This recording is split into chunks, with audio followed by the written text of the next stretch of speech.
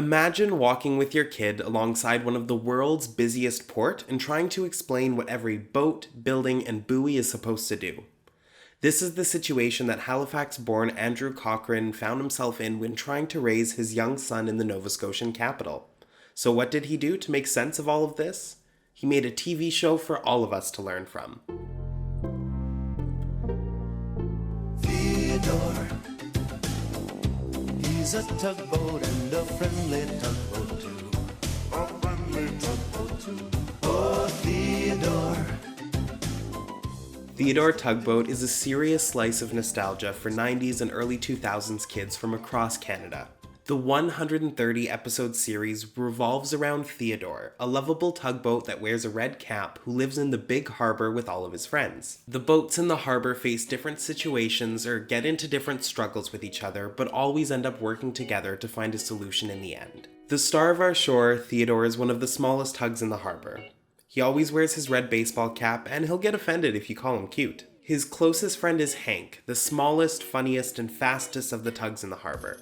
However, both Theodore and Hank are too small to leave the Big Harbour on their own. Emily the Vigorous always wears an old turquoise fisherman's cap that's very special to her. She's the only girl of the crew, and she loves traveling to other ports around the world and exploring all of the world's oceans. She's slightly smaller than George the Valiant, who's the largest and the strongest of the tugs, who always wears his baseball cap backwards because he's cool. Foduck the Vigilant is the harbor's safety tug. He wears a red fireman's cap, and he has bright spotlights and a fire hose. Foduck has a strong work ethic, and he spends most of his time close to the dispatcher, which is a rotating building on the pier that gives the tugs their jobs and duties for the day. There's only one human character in the entire show, the Harbour Master, which alongside serving as narrator, always introduces the problem of the show by talking about a problem that he has in common with the tugs. It's my job as Harbour Master to know where all the ships and boats are and to make sure things are running smoothly. Do you think there's only one way to do things? Huh? Well, our friends Theodore and Hank were wondering about that just the other day. Just like how the British TV show Thomas the Tank Engine had Ringo Starr from the Beatles play Mr. Conductor. You could never be as strong and fast as Gordon, but you can be a really useful engine. The Harbour Master from this show was another pop icon from the 1960s, Denny Daughtery from the Mamas and Papas, who himself was from Halifax. Oh, Monday morning, couldn't guarantee. In fact, the show's striking similarities with Thomas the Tank Engine aren't by accident. More than 60 of the 130 episodes were directed by Robert Cardona, who is the co-creator of Thomas and Friends. And they employed a lot of the same tactics to bring the humanoid animatronic vehicles to life. Theodore Tugboat ran from 1993 until 2001, and was actually filmed at the former Alexander Mackay School in Halifax's North End, where Doherty, the Harbour Master, actually attended school as a child. At the peak of production, there were more than 40 people employed on set, including Andrew Cochrane, the creator, Thomas the Tank Engine's co-creator Robert Cardona, and Fred Allen, who is a set designer and artist from Halifax that meticulously created the set for the boats and the characters for the show.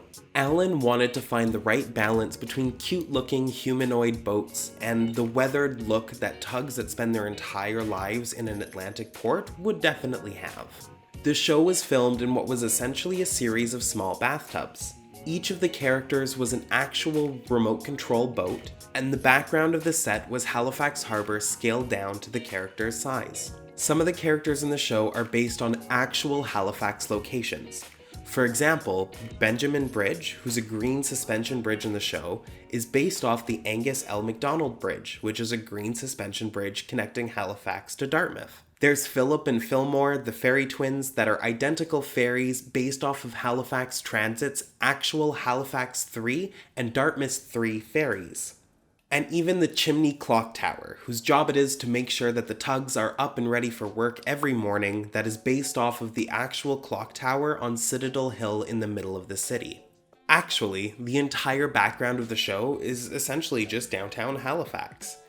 You can see the Bell Alliant building, the Church of St. David, many of the offices downtown, the clock tower, the Marriott Hotel, the Halifax Ferry Terminal, and Salty's Restaurant. and even the Maritime Museum of the Atlantic, where you can go check out the models and the set of the show if you want to. I remember loving this show as a young kid in Canada in the late 90s, and the Big Harbour felt like such a familiar place to me.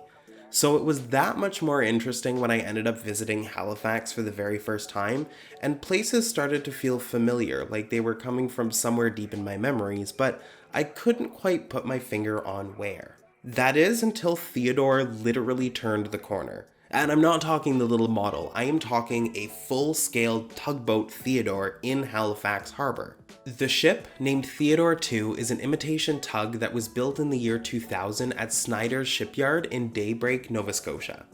It was commissioned by Andrew Cochrane's company and was used to promote the show and to promote maritime safety for kids. The ship's pretty unique because it's a full-scale replica of a model and not the other way around. After passing sea trials in Lunenburg, Nova Scotia, Theodore II made its first port call to its new home of Halifax Harbour on May 6, 2000. Before then leaving on a 50-city tour that would bring it all the way down the eastern seaboard and around to Tampa Bay, Florida, before coming all the way back up and in the Great Lakes to Chicago. Eventually, Theodore II would be sold to a tour operator in Halifax that would continue to give Theodore-themed tours of the port for a number of years after that. However, the company decided to end the tours this year due to the impacts of COVID-19 on tourism and the fact that a lot of us that are nostalgic for Theodore are starting to get kind of old and are less interested in doing a tour of the harbor on Theodore. On July 16th of this year, Theodore II was once again put up for sale in Halifax. So if you're interested in owning a lovable tug with a big red baseball cap, he is up for sale, and he comes with a tour room that can fit up to 50 passengers and actually has 8 bedrooms on board. However, you are going to have some competition. There's a number of interested parties that have come forward to buy Theodore, including a group that wants to turn him into a museum, another that wants to continue offering his tours in the harbor, and a third that wants to turn it into one of the most unique Airbnbs in the city of Halifax. The current listing price for Theodore II is $495,000, which unfortunately is a little bit too pricey for us here at Canada Explained. Let us know if you remember Theodore Tugboat and his friends, Hank, Emily, George, Foduck, and Mr. Dispatcher, and if you've ever seen Theodore floating around in Halifax Harbour. And as always, thank you so much for checking out this Canada Explained video. Leave us a comment below about what other topics you might want to see in the future, and please do interact with the video. It helps us a lot with YouTube's algorithm and helps us get out to new viewers. See you next week.